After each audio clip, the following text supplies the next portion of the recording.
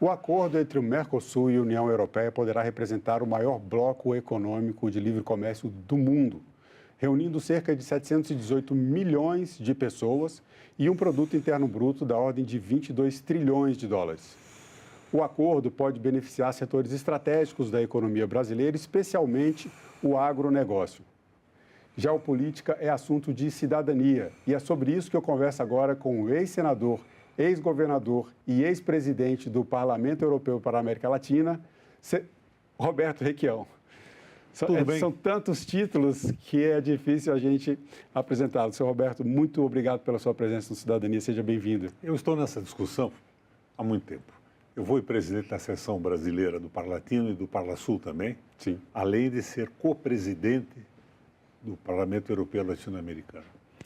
Queria dizer a você, no início dessa conversa, que eu fui governador do Paraná 3 vezes. E o Paraná é um estado agroindustrial. E eu joguei a favor da nossa agricultura. Por exemplo, todas as viagens que eu fiz à China, levei comigo na comitiva os presidentes das cooperativas e dos grandes grupos do agronegócio para abrir mercados. Então, eu não posso ser considerado um inimigo do agronegócio que consegue, de uma forma ou de outra, melhorar as nossas receitas e viabilizar a nossa balança comercial internacional. Mas há mais de 25 anos discute-se esse acordo. Sim. E este acordo é um acordo que transforma o Brasil em colônia definitivamente. Os interesses nacionais não são considerados na falta de um projeto de desenvolvimento nacional, de industrialização, de integração da população no processo de desenvolvimento. Por quê? Vamos lá. Você sabe que 90% da população brasileira ganha menos de 3 salários mínimos, 3 mil reais? 90%. E 50% ganha menos de 1 salário mínimo. Então, daí vem a política compensatória.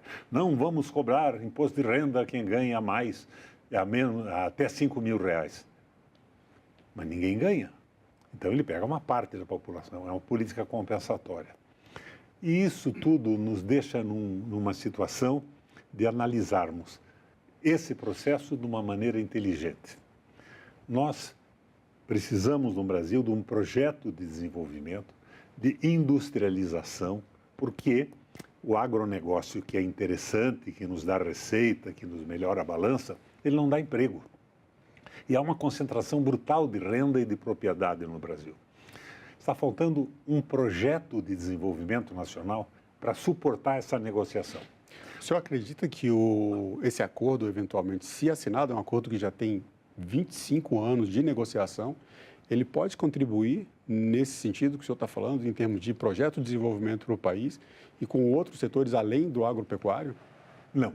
Esse projeto coloniza o Brasil definitivamente. É um mau projeto para o Brasil que não tem um projeto de desenvolvimento industrial que é fundamental para ter uma renda mais consistente, empregos e salários.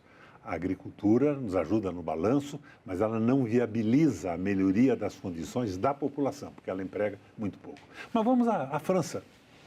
A França fez reforma agrária. A França tem milhões de pequenos agricultores. Para você ter uma ideia da importância do pequeno agricultor na França, o inverno pesado inviabiliza a criação de gado, de vacas leiteiras. Sabe onde é que elas são criadas? Na casa dos agricultores. No porão da casa, no inverno, as vacas, 2, 3, são colocadas ali. E o governo da França paga um subsídio para quem tem uma vaca pesado. Eu não me lembro bem o valor. Numa época era mais de $1.000 por vaca. Isso torna a agricultura francesa menos competitiva do que a brasileira e justifica, então, por isso, as medidas de salvaguarda? Ela é menos competitiva porque ela tem menos escala, mas ela integra a população porque a reforma agrária foi feita. Então, esse pessoal não aceita essa competição com essa agricultura de escala brasileira, que não emprega, mas que viabiliza preços mais baixos. E esse pessoal na França, esses agricultores, tem um peso político muito grande. Eles derrubam o governo, porque a reforma agrária lá foi feita. Eles existem com um peso extraordinário dentro da própria sociedade. Então, eles vetam isso há 25 anos. E nós precisávamos num acordo que se suportasse num projeto de desenvolvimento brasileiro. Isso não existe no Brasil. Nós estamos com o Banco Central independente. Qual é o projeto do Banco Central? Lucro. Lucro dos grandes rentistas. Não existe um projeto nacional que submeta o Banco Central a uma política de geração de emprego, de industrialização, de ciência, de tecnologia, de educação. Nós estamos presos nessa história do arcabouço. Hoje, por exemplo, nós poderíamos no Brasil, companheiro, fazer uma estrada de ferro apoiado com a China. Maravilhosa. Não pode. O Brasil não tem condição de pagar a sua parte num projeto dessa escala em função do arcabouço, que está, de certa forma, liquidando o Brasil. Em 1980, o Brasil produzia industrialmente mais do que a China, a Coreia do Sul, a Tailândia, a Malásia, os tigres asiáticos, em 80. Já em 90, a China, com os grandes investimentos através do Estado, alcançou o Brasil. Hoje, nós não produzimos nada perto da China. Nós estamos num caminho errado. Entramos na história do consenso de Washington, do liberalismo econômico, e não estamos gerando emprego. E crescemos extraordinariamente com a agricultura, mas isso não reflete no bem-estar, na melhoria das condições da população brasileira. No acordo, ou melhor, no site do Ministério de Desenvolvimento, Indústria e Comércio, há informações sobre esse acordo e possíveis impactos do acordo. Segundo o site, a assinatura do acordo pode gerar investimentos da ordem de 0,76% no aumento de investimentos no Brasil, que seria algo equivalente a cerca de 13 bilhões de reais, segundo o que consta no site. Investimento no quê? Investimentos no na agronegócio, indústria, que não gera emprego e que marginaliza a população. E nos deixa nessa situação explosiva. Vai chegar um momento que os 90% que não ganham 3 mil reais por mês vão se revoltar, e a concentração de renda é a concentração da propriedade. O que falta para o Brasil poder negociar esse acordo com a Europa é ter um projeto de desenvolvimento que não seja o liberalismo econômico, que não se suporte no consenso de Washington e nessa acumulação brutal do capital na mão de pouca gente. O senhor entende esse acordo União Europeia e Mercosul como parte de um projeto neoliberal? Não, é parte de um projeto, é a continuidade desse processo. Por isso que a recusa francesa e as pessoas inteligentes no Brasil são contra isso há muito tempo. Para você ter ideia de como é que isso se dava, eu era presidente do Parlamento Europeu Latino-Americano e fui presidente das seções brasileiras do Parlasul e do Parlatino. Nós nunca vimos o acordo, nós nunca vimos o processo. Aquilo tudo era feito pelo Itamaraty, seguindo interesses do projeto do agronegócio. O agronegócio ganha muito com isso, o Brasil perde muito. Eu não sou contra o agronegócio, sim, mas tem que haver um projeto que integre a população brasileira no processo de desenvolvimento. Não é o que ocorre com o acordo do Mercosul. Esse é um dos pontos que está destacado também entre as medidas para a assinatura do acordo, e uma delas trata justamente desse aumento da inclusividade e da participação de setores da sociedade brasileira, inclusive da sociedade civil, incluindo a participação de sindicatos, de organizações empresariais também, colocando os dois lados, até de organizações não governamentais, em mecanismos de revisão futuros de um possível acordo se assinado, né? Lembrando que nós estamos gravando essa entrevista no dia 18 de dezembro e há uma expectativa de que o acordo seja assinado no dia 20, não sabemos se será ou não. Mas existem dentro também, né, do governo brasileiro, tem anunciado esses mecanismos de participação social. Isso ajudaria, de alguma forma, a tornar esse acordo mais favorável ao país ou tem impacto para pequenas e médias empresas? Não há participação social. Se as negociações que duraram 25 anos foram escondidas dos parlamentares do Parlamento Europeu Latino-Americano, do Parlasul e do Parlatino, é porque isso é feito às escuras. E o acordo, basicamente, beneficia, se for viabilizado, o agronegócio, mas não beneficia o país. Ele precisa abrir para o agronegócio. Eu já disse a você que fui governador 3 vezes e eu joguei pela abertura do mundo para o agronegócio brasileiro. Eu sou a favor do sistema, mas eu não posso esquecer que o Brasil não é só isso, que o povo está 90% ganhando menos de 3 salários mínimos. Outra Pequenos coisa, agricultores seriam beneficiados de alguma forma também? Ou quando a gente fala do agro, só os grandes produtores? A pequena agricultura não é beneficiada. Agricultura familiar. Porque no Brasil não tem um projeto para isso. Como governador, eu tratei disso. Mas eu vejo que não tem um projeto sólido para o desenvolvimento da agricultura brasileira, como houve na França.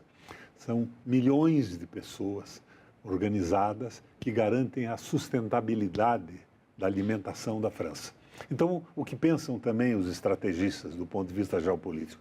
A França entra num conflito, mas ela está dependendo exclusivamente da agricultura da América do Sul e do Brasil. O doido como o Donald Trump faz um bloqueio marítimo e a França não come mais? Não, eles não querem esse desequilíbrio, eles não querem essa dependência absoluta de um outro país. Falando em Trump, as medidas unilaterais e as medidas de protecionismo do governo dos Estados Unidos, especialmente o tarifaço imposto ao Brasil, acabaram, de certa forma, impulsionando a possibilidade de o Mercosul conseguir esse acordo finalmente com a União Europeia? Acabaram impulsionando a visão da multipolaridade do mundo. Né? Abrimos outros mercados. Mas nós não temos um projeto de crescimento industrial. E sem crescimento industrial, o povo está marginalizado. O seu programa fala na cidadania. Como é que pode ser um cidadão que não tem acesso ao processo de crescimento e não tem um projeto de desenvolvimento que beneficie o conjunto da população? Então, o erro é esse. Qual é o erro do Brasil nesse processo? Estamos sem projeto de desenvolvimento. Você veja, o Lula faz discursos maravilhosos, me empolga. Petrobras vai ser abrasileirada. E daí, toda semana tem uma licitação de uma província petrolífera nova. Não, nós precisamos pesquisar nas margens do Amazonas. Outros países estão ganhando fortunas com isso, aquela guerra toda. Conseguiram abrir a pesquisa nas margens do Amazonas. Fizeram uma licitação e entregaram para empresas estrangeiras. O que o Trump está fazendo na Venezuela hoje? Você viu a última carta do Trump? Sim. Quero de volta o petróleo. Ele quer que aquela medida nacionalizante que Hugo Chávez fez lá atrás, que estabeleceu que o petróleo da Venezuela era dos venezuelanos, acabe, que entregue de novo para as empresas americanas. Então, o petróleo é a base disso tudo. E a Venezuela, nacionalizando o petróleo... A maior reserva de petróleo. É a maior reserva de petróleo do mundo. Então, tudo isso, do ponto de vista geopolítico, não tem nada a ver com democracia, com sistema político. Ao mesmo tempo que ele chama o Maduro de ditador, ele é aliado da Arábia Saudita, que é uma ditadura. Então, o problema todo é esse. E esse acordo do Mercosul é um acordo para o agronegócio brasileiro, mas é um acordo que fere a sustentabilidade da França. Eu acho que dificilmente pode ser aprovado. Falando em sustentabilidade, existe a União Europeia, há alguns anos atrás, publicou uma série de medidas para regular a importação de produtos, inclusive de produtos agropecuários, que tenham relação com o desmatamento. Aí entra nessa questão de sustentabilidade também que o senhor falou. Medidas como essa podem, de alguma forma, prejudicar as exportações brasileiras ou criar entraves dentro desse acordo, ou essa parte de sustentabilidade, segundo o acordo, já estaria acertada? Vamos refazer esse raciocínio. Medidas como essa preservam a humanidade no globo terrestre. Uhum. Porque se você não garante a sustentabilidade, você acaba impedindo a vida humana no planeta. Sim, e o desmatamento é um problema sério. Embora, muitas vezes, esta visão ecológica atenda exclusivamente a interesses localizados econômicos de alguns grupos. Mas, de uma forma geral, a preservação do planeta é importantíssima. Então, onde nós chegamos nessa história toda? Você vê aí o governo falando, não, porque o setor vai ganhar, vai... Não. Quem vai perder é o Brasil, que vai perder a chance de se desenvolver industrialmente, dar emprego e condição de vida melhor para o povo. Isso não pode dar certo. Nós entramos no liberalismo econômico. O liberalismo econômico que é os grupos de investimento, os fundos, acabam dominando a economia e dominando o país de uma forma absoluta. Então, os investimentos previstos, por exemplo, no setor industrial brasileiro, já que dentro dessa balança comercial entre Brasil, especialmente entre Brasil e União Europeia, investimento industrial nesse processo. Há investimento no agronegócio. À medida que ele pudesse avançar na Europa e liquidar com a economia agrícola e a sustentabilidade e a segurança deles. Por isso a resistência. Mas não há proposta alguma de desenvolvimento nacional do ponto de vista industrial. Nenhuma. Em termos de bloco, juntando Brasil, Paraguai, Uruguai, Argentina, Bolívia, que está ingressando nesse bloco também no Mercosul, existe algum ponto que seja também favorável, no caso, ao bloco? Há algumas outras questões que são colocadas também como parte desse acordo, que inclui a cooperação em políticas públicas, que inclui a segurança jurídica, no caso brasileiro, segurança jurídica para investimentos, desburocratização. Não há segurança jurídica para investimento algum. O que há é colonização, o impedimento do crescimento industrial. E o Brasil é um país agrícola. A Argentina está entregando tudo. A Argentina não tem indústria mais. O peronismo que foi uma série de concessões através de políticas compensatórias eleitorais para o povo, garantiu o peronismo esse tempo todo, mas ao mesmo tempo o crescimento industrial não houve. Houve uma aliança entre o agro e o governo, com políticas compensatórias. Uma bolsinha aqui, uma bolsinha, como no Brasil. Tem a bolsa picanha, a bolsa cerveja, a bolsa pipoca, mas na verdade o processo industrial não foi alavancado. É claro que a política compensatória do Lula me agrada. O povo está ferrado, você tem que ter uma solução. Mas ela não é um instrumento de desenvolvimento do Brasil. Ela serve num determinado momento para satisfazer necessidades absolutas da população. Mas sem um projeto de crescimento industrial não funciona. Nós tínhamos que ter um projeto claro de desenvolvimento que submetesse o Banco Central ao desenvolvimento do Brasil. Desenvolvimento industrial, o desenvolvimento educacional, o desenvolvimento econômico, o desenvolvimento do país no caminho da cidadania, da soberania, uma visão nacionalista. É o que faz o louco do Donald Trump nos Estados Unidos. Ele está defendendo a economia americana, como pode, não está dando muito certo. Eles têm uma dívida brutal, mas ele está fazendo o que pode para recuperar a capacidade de produção dos Estados Unidos. E nós estamos, com esse acordo com a Europa, produzindo mais um instrumento para liquidar a capacidade de produção industrial do Brasil. Essa visão engloba, no caso, todos os países do Mercosul. O senhor foi presidente do Palasul, o senhor foi presidente na Eurolat, liderou esse bloco de países durante muito tempo. Essas diferenças que hoje temos em termos de polarização política, direita, esquerda, que há um tempo atrás não era tão evidente quanto hoje, como é que isso afeta a organização desse bloco? Ou, pela experiência que o senhor tem, essas diferenças políticas, elas contam menos na hora de fazer as negociações em bloco, como é o caso do Mercosul, negociando com a União Europeia? Nós temos países que não têm possibilidade industrial alguma mais. É a Argentina, o peronismo que foi. Políticas compensatórias garantiram eleições, e eu não sou contra políticas compensatórias, mas que houve uma aliança do Estado com o agronegócio, concentração de renda, e de repente não tinha indústria alguma mais. Então a Argentina sobrevive só com a sua agricultura, é o que o Milei está fazendo valer o acordo do Estado com o agronegócio acima de tudo. Então ele se abre totalmente para os Estados Unidos. Não é o nosso caso. O Brasil é o grande país da América. Você sabe que o nosso salário mínimo é o menor da América? Você sabe que o governo anuncia que está diminuindo a pobreza? Você sabe o que o IBGE considera o fim da pobreza? Se você ganhar mais de R$ 218 por mês. É ridículo isso. Então nós estamos vendo narrativas na ausência de um projeto nacional de desenvolvimento. Eu vou voltar mais uma vez no que diz o Ministério do Desenvolvimento, Indústria, Comércio e Serviços sobre esse acordo. Segundo o Ministério, um dos impactos esperados é um aumento pequeno, mas um aumento de 0,42% nos salários reais no Brasil. Existe alguma correlação que o senhor entenda como que justifique esse impacto que está citado pelo Não Ministério? vejo impacto nenhum. O nosso é o menor salário da América. Com 0,42 vai ficar o menor salário da América. Acordos como esse não interferem positivamente? Não levam em consideração a população brasileira, um projeto nacional de desenvolvimento, nacionalismo e soberania, cidadania, enfim.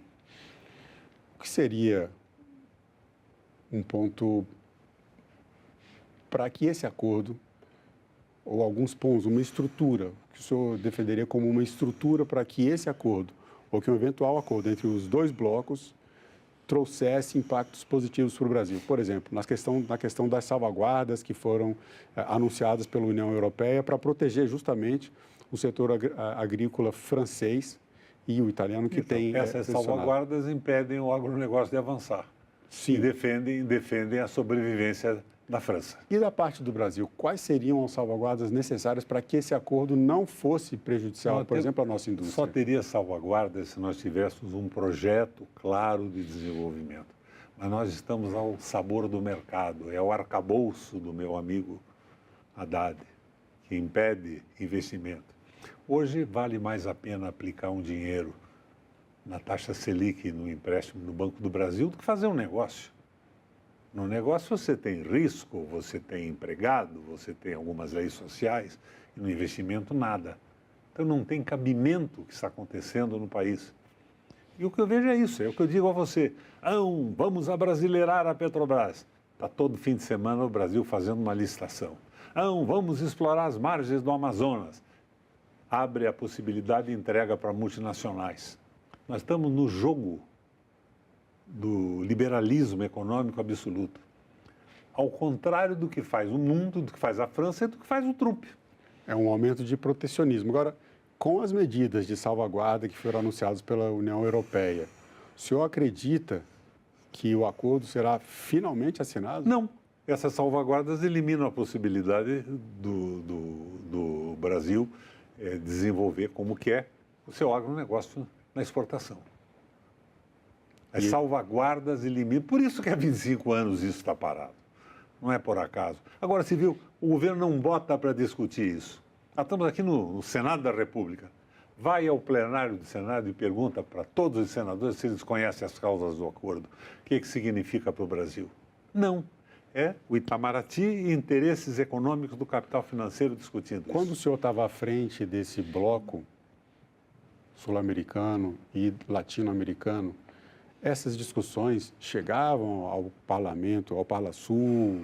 Havia maior participação? Não, eram política? escamoteadas, elas ficavam dentro do Itamaraty.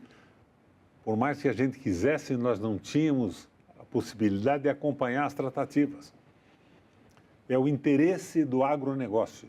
E o agronegócio é bacana, mas o Brasil precisa mais do que isso. O senhor considera, então, que esse acordo seria basicamente um acordo setorial, no caso do Brasil, do agronegócio? Não só um acordo setorial, porque ele abre a possibilidade de entrada de produtos industrializados e prejudica a possibilidade do nosso desenvolvimento industrial, que é fundamental para a cidadania. Seria o caso de o Brasil, então, fechar as portas um pouco a esses investimentos? Não é o caso de fechar, é de ter um projeto e negociar em cima de um projeto de desenvolvimento.